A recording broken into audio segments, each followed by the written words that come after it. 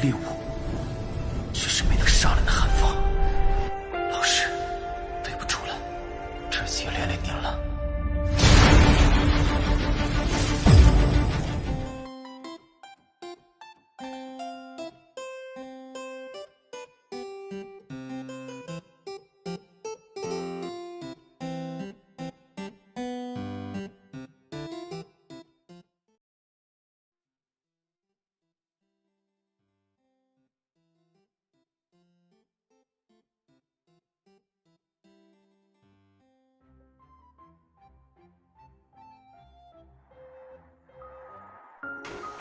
Pada episode sebelumnya diceritakan, Xiaoyan meninggalkan aula alkemis. Selanjutnya, Xiaoyan pun pergi ke Xiao Mansion untuk mengucapkan selamat tinggal kepada keluarga berserta teman-temannya. Kemudian, Xiaoyan pun pergi untuk bertemu dengan sang ratu, yang mana ia pun menyerahkan pil permajaan kepada sang ratu. Lalu, Xiaoyan pun segera pergi menuju aula Guntur. Di sana, ia bertemu banyak sosok yang berada di sekitar aula Guntur. Dan scene pun berganti. Baiklah, aku masuk dulu dan kita akan membicarakannya nanti, ucap Xiaoyan sambil mengepalkan tinjunya kepada Dong Haiyuan. Tidak peduli berapa banyak kekuatannya yang tumbuh dan tingkat apa yang dia capai. Bahkan, jika dia sudah melampaui seniornya, sikap Xiaoyan tidak akan pernah berubah. Tentu saja, ada beberapa kultivator yang benar-benar kehilangan kemanusiaannya setelah memiliki kekuatan yang absolut. Mereka akan menilai orang berdasarkan kekuatan mereka. Maka, sikap Xiaoyan ini akan membuat orang sangat nyaman. Dan dia tidak akan menempatkan dirinya sebagai posisi ketua, meskipun memiliki kekuatan yang luar biasa. Dibandingkan dengan sang dewa tertinggi yang sikapnya menjengkelkan, anak ini jauh lebih disukai. Tapi aku tidak tahu berapa lama waktu yang dibutuhkannya untuk kepergian, gumam Dong Haiyuan sambil tersenyum dan perlahan menggelengkan kepalanya. Di sisi lain, ketika sudah memasuki lantai pertama aula Guntur, seperti yang diharapkan, ini adalah kebiasaan para penghuni untuk menggertak pendatang baru. Dan jika ini terus berlanjut, para pengunjung akan merasa sangat tidak nyaman untuk waktu yang lama. Pada saat ini, Xiaoyan pun melihat sekelompok besar orang mundur dengan kecepatan seperti gelombang pasang. Dan mereka bergerak sejauh mungkin dari Xiaoyan. Lalu, karena Xiaoyan sendiri tidak ingin mempermalukan siapapun di antara mereka, jadi ia pun langsung pergi ke lantai atas dan terus bergerak. Kemudian, setelah Xiaoyan pergi dari hadapan beberapa kelompok, seseorang pun perlahan mengeluarkan selembaran kertas yang penuh dengan tulisan tentang kisah hidup sosok sang dewa tertinggi. Kemudian, dia pun membaca dan menjelaskan sebagian darinya. Sang dewa tertinggi generasi ke-9 belum mempelajari banyak hal tentang dunia. Dia tidak menggunakan pedang, tapi dia membawa sebuah penguasa barat di punggungnya yang merupakan senjatanya. Itu juga tampak seperti tubuh yang terpotong, ucap orang itu. Hei, apakah kalian baru saja memperhatikannya? Tapi, apakah dia memiliki benjolan besi hitam besar di punggungnya sekarang? Dari awal, memang sangat mirip. Meskipun penampilannya berbeda dari yang dikabarkan, ucap orang itu kembali. Dia sepertinya bisa memasuki aula Guntur ini sesuka hati. Jadi, dia pasti adalah reinkarnasi dari yang mulia. Aku sangat yakin, ucap orang lain yang terkejut. Karena menyaksikan sosok Xiaoyan dengan mudahnya melesat dari aula Guntur yang penuh bahaya ini. Pada saat ini, setelah Xiaoyan memasuki lantai atas Guntur yang tak terhitung jumlahnya, lantai atas ini tampaknya menjadi dunia yang dipenuhi oleh lautan Guntur. Tidak ada celah untuk bersembunyi, dan setiap orang hanya bisa mengandalkan ketahanan fisiknya sendiri jika ingin berada di sini. Detik berikutnya, Guntur pun terbang melintasi di tubuh Xiaoyan, sampai-sampai mengeluarkan suara menggelegar, seolah-olah sedang ingin membuat mental Xiaoyan runtuh. Akan tetapi, ekspresi Xiaoyan tetaplah datar, seolah-olah Guntur ini tidak menyakitkan baginya. Setelah menerima sambaran Guntur tanpa henti, wajah Xiaoyan rupanya masih datar. Lalu, seiring berjalannya waktu, di lautan Guntur ini, Xiaoyan melihat sosok duduk bersila di dalamnya. Dan bayangan indah ini sangat mirip dengan sosok Leji. Sementara itu, lautan guntur yang terus menyapu ke langit tampaknya tidak peduli dengan siapapun. Secara bertahap, guntur tersebut bergerak dan berkumpul di atas sosok Leji. Dan tepat ketika guntur terjalin, sambaran yang lebih keras serta kuat pun langsung menampas sosok Leji. Di sisi lain, Xiaoyan yang tadi hanya memperhatikan situasi, sepertinya masih bisa merasakan bahwa ada kekuatan guntur yang berbeda di sekitar Leji. Dan jelas, itu adalah sambaran petir yang bernama Haotian Janli. Mengapa kamu menolak untuk menyerah kepadaku? Aku dari klan Guntur. Jika kamu bersedia diri untuk bahu-membahu denganku, itu dapat membuat satu sama lain menjadi lebih kuat, ucap Leji sambil berteriak. Saat ini ada kebingungan yang mendalam di matanya. Lalu ketika melihat awan guntur di udara, Leji benar-benar tidak bisa mendapatkan respon apapun. Detik berikutnya, wajah Leji pun menjadi gelap dan dia segera berdiri. Beberapa saat kemudian, setelah menstabilkan sosoknya, Leji segera berjalan lurus dan dengan kasar menuju awan guntur di atas. Tampaknya dia bermaksud untuk secara paksa menekan sosok Haotian Janli ini. Pada saat ini, Xion melihat awan guntur itu malah tiba-tiba berubah di langit. Itu berubah menjadi naga guntur yang sangat besar. Dan ketika membuka mulutnya, itu menelan segalanya. Bahkan ketika terdengar suara ledakan, sosok Leji pun juga tenggelam ke dalam mulut raksasa itu. Pada saat berikutnya, sosok Leji melesat mundur karena tak berdaya. Wajahnya sudah penuh keengganan. Sepertinya ketika dia memaksakan serangannya, itu sudah mengganggu Haotian Janli. Namun, setelah merasa bahwa tidak memiliki kekuatan lagi, beberapa guntur hitam pun tiba-tiba muncul dan membombardir tubuh naga guntur di langit. Sosok Leji pun langsung terkejut ketika menyadari bahwa naga mengerikan itu ternyata sudah berhenti menyerang. Pada saat yang sama, ada sosok dengan jubah hitam terlihat melayang di udara. Dia mengeluarkan telapak tangannya dan perlahan meletakkannya di atas kepala naga guntur itu. Tentunya, dia adalah Xiaoyan yang dengan mudahnya menenangkan sang naga. Dan ketika merasa bahwa kondisinya sudah kondusif, Xiaoyan pun segera berkata, "Haotian Janli, mulai sekarang, maukah kamu mengikutiku?" ucap Xiaoyan dengan perlahan. Dan di sisi lain, ketika pandangan Leji kembali jelas, matanya pun tiba-tiba menyusut. Akan tetapi, Leji sebenarnya tidak marah. Namun, ketika dia kembali memperhatikan sosok itu dengan hati-hati, yang menyentuh Haotian Janli dengan tangannya, sebuah penguasa barat di bagian belakang sosok itu membuatnya merasa sangat akrab. Pada saat ini, ketika telapak Xiaoyan menyentuh kepala naga tersebut, ternyata ia tidak melawan. Padahal, menurut berita yang beredar, Haotian Janli ini sudah berada di sini selama ratusan ribuan tahun, dan siapapun yang mendekat akan diserang olehnya. Tapi, bahkan saat Xiaoyan menyentuhnya dengan telapak tangan, masih tidak ada tanggapan. Tidak hanya Leji yang terkejut, namun Xiaoyan sebenarnya juga ikut terkejut. Tapi, apapun itu, dia tidak merasakan kebencian dari Haotian Janli terhadap dirinya. Jadi, Xiaoyan mencobanya, dan dia benar-benar tidak menyangka bahwa Haotian Janli ini ternyata tidak menolak.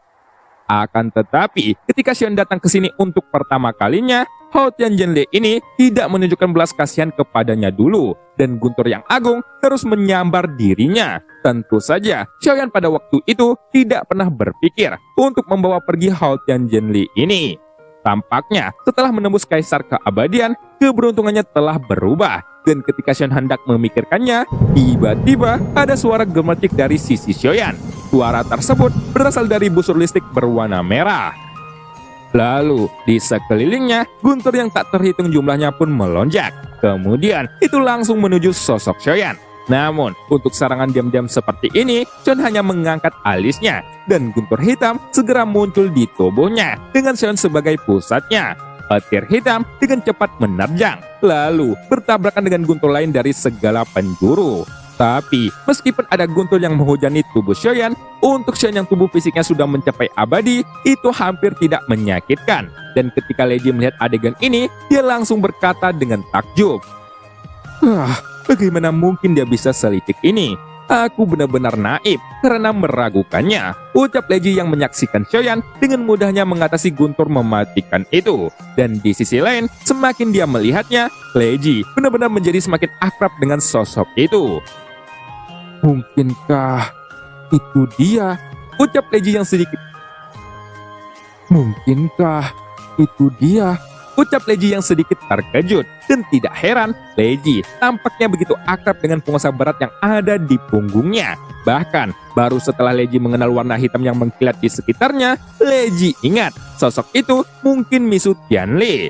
Sehingga akhirnya dia ingat bahwa di antara sosok yang membawa penguasa berat, Leji hanya tahu satu orang. Sementara itu, Xion hanya mengangkat alisnya dan juga tampak terkejut. Sepertinya dia seperti Dong Haiyuan. Leji mungkin percaya dengan rumor kematian Xiaoyan ini. Jadi, ketika dia melihatnya di sini, itu seperti melihat hantu. Akan tetapi, Xiaoyan saat ini tidak punya waktu untuk memperhatikan Leji. Sekarang, proses pengendaliannya sudah dimulai. Xiaoyan harus menemukan cara untuk menggunakan kekuatannya agar dapat menekan Hao Tianjili ini. Lalu, tepat ketika naga guntur itu berubah menjadi inti guntur lagi, sosok itu pun kembali membuka mulutnya yang besar. Dan lautan guntur pun langsung menyembur keluar hingga menutupi sosok Xiaoyan yang kecil. Namun, dengan bantuan Misu Tianli, tidak ada jejak ketakutan di wajah Xiaoyan.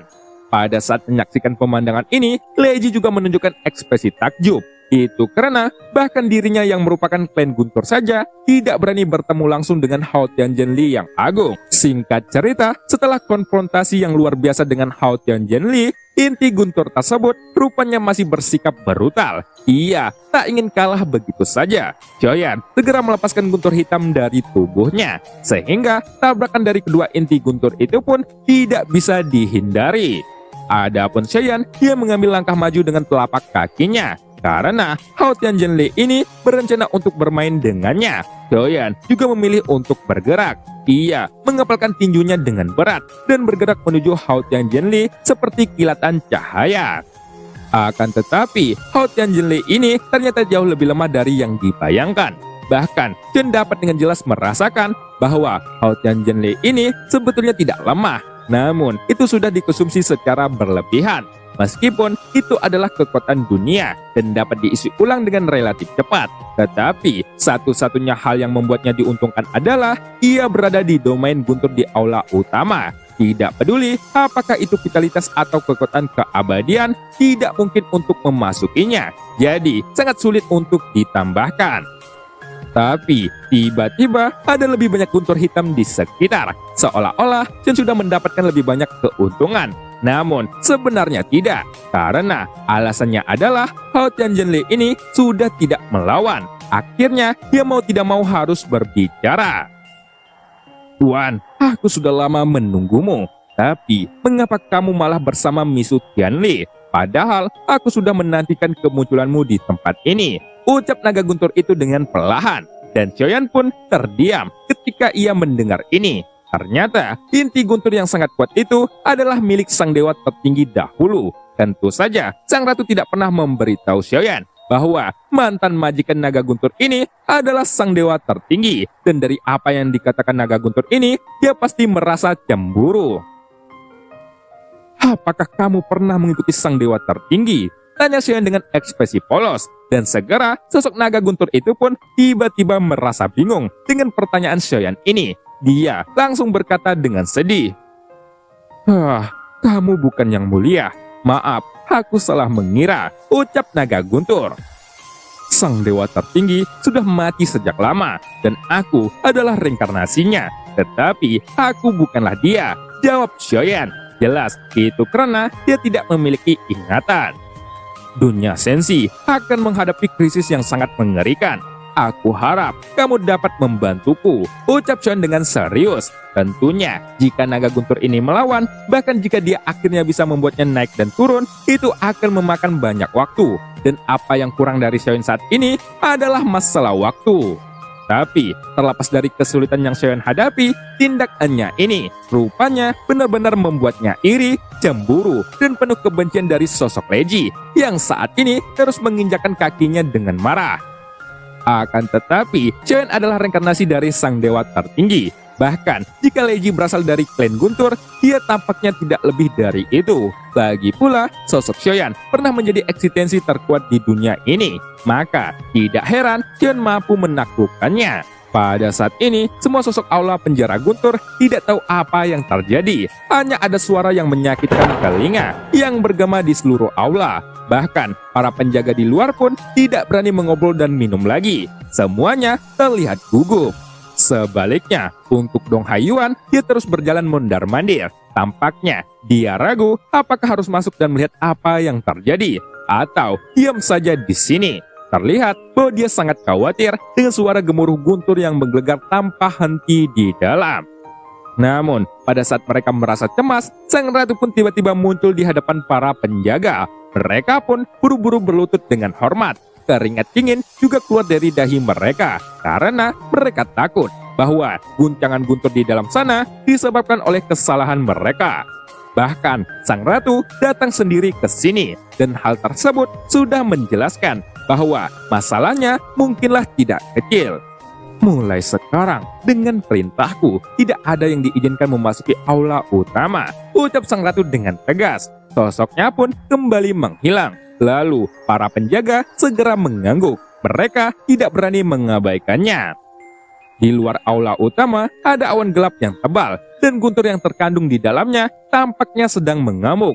Orang-orang yang sebelumnya telah disambar Guntur itu kini kembali dibombardir secara bersamaan. Mereka langsung menerima luka yang sangat parah.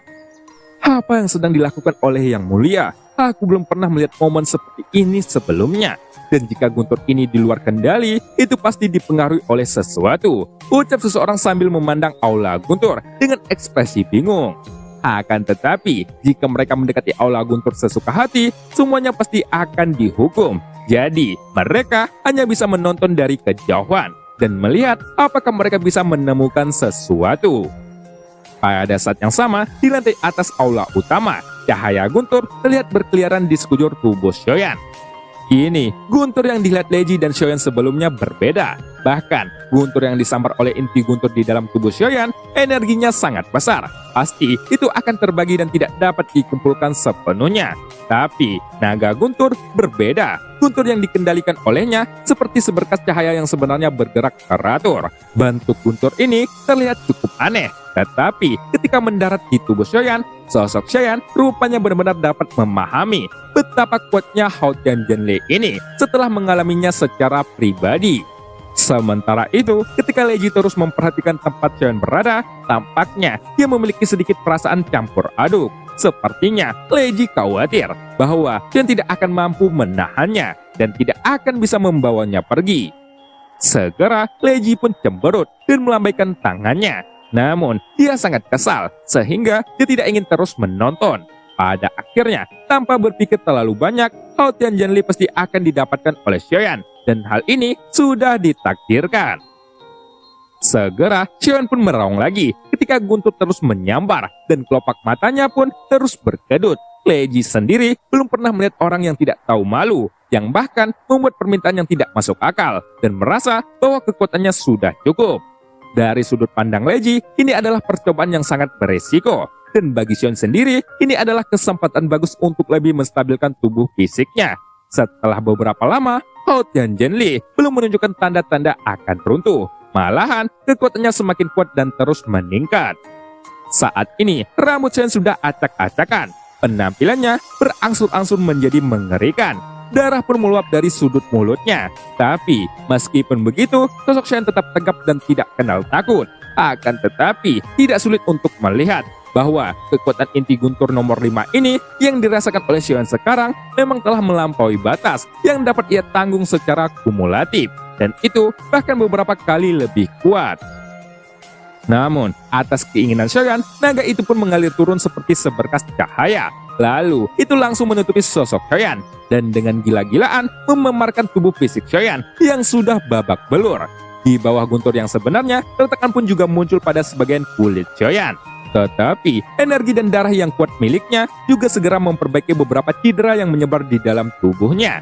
Tampaknya, Hao Tianzhenle juga meningkatkan kekuatan tubuh fisik Shoyan. Tapi, meskipun begitu, Shoyan masih memuntahkan seteguk darah. Tepat ketika sudah mencapai 80%, daging dan darah di tubuh Shoyan akhirnya pecah. Darah pun kembali menyembur keluar, padahal masih ada 20%. Dan sepertinya selain hampir mencapai batasnya, bahkan Leji yang hendak pergi mau tidak mau harus berhenti dan matanya tertuju pada Xiaoyan yang berteriak kesakitan saat ini. Aku harus mengakui bahwa tubuh Yuan Shen memang klan yang mampu menentang kehendak langit. Mereka terlalu mengerikan dan aku juga sudah merasakan batas yang tidak dapat aku terus tingkatkan. Tapi batasan seperti itu hanyalah permulaan bagi tubuh Yuan Shen. Gumam Xiaoyan sambil tersenyum pahit. Memang hanya dengan melatih tubuh fisiknya, Xiaoyan dapat benar-benar merasakan keberadaan klan Yuan Shen ini.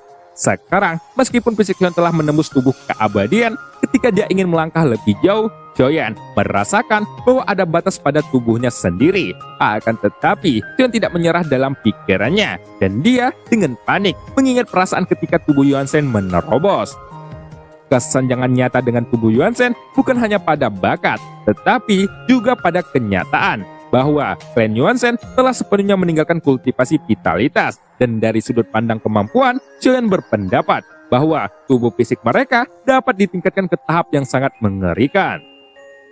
Selama Xiaoyan memikirkannya, dia sepertinya telah menemukan arah tubuh fisiknya untuk berkultivasi selanjutnya. Faktanya, baik tubuh fisik maupun tulang itu telah mencapai kekuatan yang relatif tinggi, tetapi darah tampaknya menjadi bagian yang terabaikan. Segera, Xiaoyan pun mencoba membiarkan guntur yang terus menghantamnya menyebar ke seluruh tubuhnya, dan sebagian besar kekuatannya yang kuat akan diblokir oleh tulang-tulang di tubuhnya. Namun, upaya semacam ini memang harus membayar harga yang sangat mahal. Tubuhnya telah mencapai batas daya tahan, dan yang tersisa hanyalah daging dan darah yang retak. Meski dapat pulih dengan kecepatan tinggi, tapi kecepatan kehancurnya 1% lebih cepat. Dalam keadaan seperti itu, Xiaoyan pun langsung mengeluarkan banyak pil, lalu memasukkannya ke dalam mulut. Adapun apakah itu efektif atau tidak, Xiaoyan tidak terlalu peduli tentangnya. Pada saat ini, meskipun tubuh fisik sedang dihancurkan, energi dan darahnya malah semakin kuat. Tampaknya, meningkatkan kedua faktor tersebut adalah kunci untuk membuat tubuh fisik ini melangkah lebih jauh. Jadi, jika ada setetes darah saat ini, mungkin aku bisa mengubah statusnya, gumam Xiaoyan. Lalu, tepat setelah memikirkan hal ini, setelah darah emas mengalir keluar dari tengah alisnya, itu muncul di depan Xiaoyan. Jelas, itu bukanlah setetes esensi darah emas biasa, melainkan berasal dari tubuh avatarnya. Untuk tubuh Yuan Shen, jika itu hanya setetes darah, itu tidak akan menyebabkan terlalu banyak kerusakan. Tapi, untuk Xiaoyan, setetes dari darah ini memang sangat penting. Tidak hanya itu, Xiaoyan mungkin juga bisa merasakan misteri dari dalam darah tubuh Yuan Shen. Itu karena jika dirinya dapat memiliki darah emas dari tubuh Yuan Shen, kekuatan energi dan darah yang luar biasa semacam itu mampu membuat tubuh fisiknya beberapa kali lebih kuat. Dibandingkan dengan menggabungkan tubuh avatar untuk mendapatkan kekuatan, jika tubuh utama dapat memilikinya, maka Xiaoyan tidak akan ragu menggunakan semua jiwa dari avatarnya untuk memperkuat dirinya sendiri. Secara keseluruhan, itu masih akan membuat dirinya lebih kuat. Dan meskipun metodenya telah berubah, tetapi esensinya tetap sama. Sangat disayangkan, Yosuan tidak datang, sehingga Xiaoyan tidak perlu menggunakan esensi dan darah dari tubuh avatarnya ini. Namun, pada saat ini, ketika menyaksikan esensi darah di hadapannya, jantungnya pun berdetak lebih cepat, dan dia memiliki perasaan di dalam hatinya bahwa menelan setetes darah ini akan lebih berbahaya daripada menyerap inti guntur yang tidak bersalah. Sementara itu, meskipun daging dan darahnya runtuh, Xiaoyan dapat dengan jelas merasakan bahwa semuanya masih mengalir di bawah kurunan naga guntur. Xiaoyan menjadi lebih kuat dengan cepat, tetapi sumber kekuatannya itu juga cepat habis. Tapi masih ada lebih dari selusin guntur yang belum menyambar, dan sosok Xiaoyan sudah berlumuran darah. Lalu, di balik daging dan darah yang sejak awal sudah hancur, tulang-tulangnya masih bisa terlihat. Tentu saja, Xiaoyan sebenarnya mampu menyelesaikan krisis saat ini jika dia bersungguh-sungguh, yaitu dengan langsung melemparkan seni takdir dan menggabungkan tubuh Yuan Shen ke dalamnya. Akan tetapi, Xiaoyan tidak ingin melakukan cara tersebut. Itu karena dia sengaja mengambil lautan guntur dari naga guntur kali ini sebagai kultivasi tubuhnya. Dan sebenarnya itu merupakan keberuntungan. Lalu, jika Xiaoyan menggunakan teknik takdir dan mengandalkan kekuatan tubuh avatarnya untuk melawan, maka arti dari naga guntur ini akan menghilang. Dan cerita pun berakhir. Sampai jumpa di episode selanjutnya. Ke rumah Pak Anton mencari Bu Maya. Sebelum nonton, jangan lupa tombol like-nya.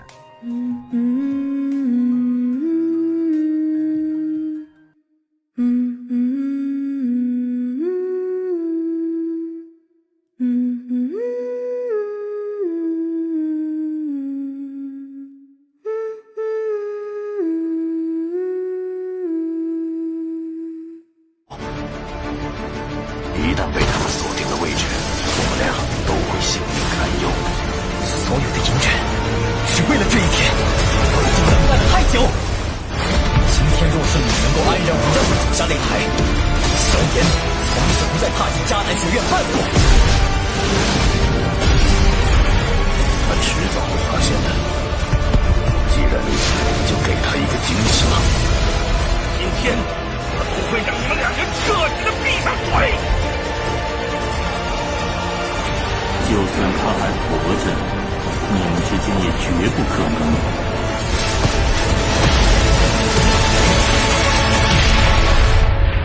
加玛帝国云岚宗，萧炎回来了。